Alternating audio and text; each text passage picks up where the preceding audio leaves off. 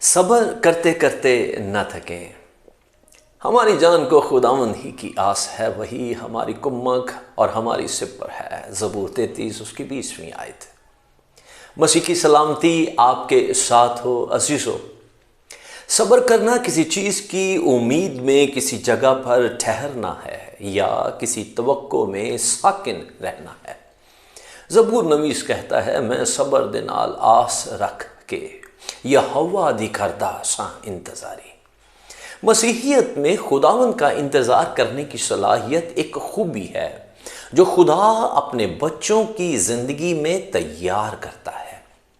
خدا یہ جاننے کے لیے آپ کے صبر کا امتحان لے گا کہ آپ کتنا عرصہ اس کا انتظار کر سکتے ہیں یا خدا پر بھروسہ کر سکتے ہیں۔ پیدائش کی کتاب 21واں باب اور 5ویں آیت میں یوں بیان کیا گیا ہے، اور جب اس کا بیٹا اسحاق اس سے پیدا ہوا تو ابراہیم 100 برس کا تھا۔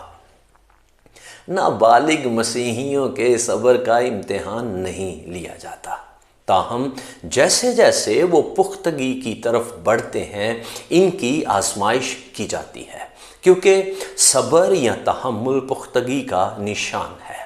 عزیزو، ایک چیز ہے جو خدا کے بچوں کو خداوند کا انتظار کرنے پر اکساتی ہے، اور وہ یہ ہے کہ اس بات کو سمجھنا کہ خدا تمہارا مددگار اور تمہاری ڈھال ہے۔ اگر آپ کو معلوم ہو جائے کہ حقیقی مددگار اور ڈھال آپ کے پاس ہے تو آپ اس کا انتظار کرنے کے لیے تیار ہوں گے۔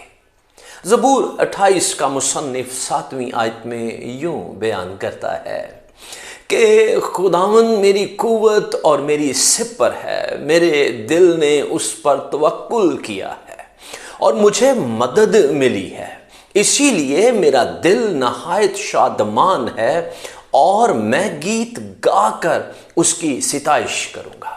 ہاں، آپ کو اس بات کی کوئی پرواہ نہیں ہوگی کہ آپ کتنا صبر کریں گے، کیونکہ آپ جانتے ہیں کہ آپ کو جس چیز کی ضرورت ہے وہ اکیلا ہی فراہم کر سکتا ہے۔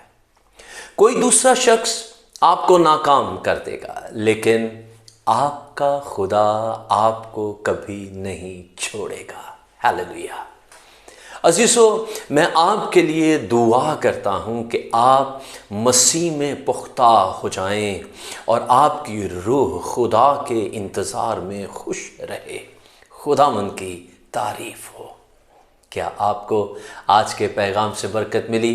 برائے مہربانی کمنٹ سیکشن پر جائیں اور اپنی رائے اور گواہی شیئر کریں۔ آپ اپنی دعائیا درخواست بھی بھیج سکتے ہیں تاکہ ہم آپ کے لیے دعا کریں۔ شکریہ۔ خداوند آپ کو برکت دے۔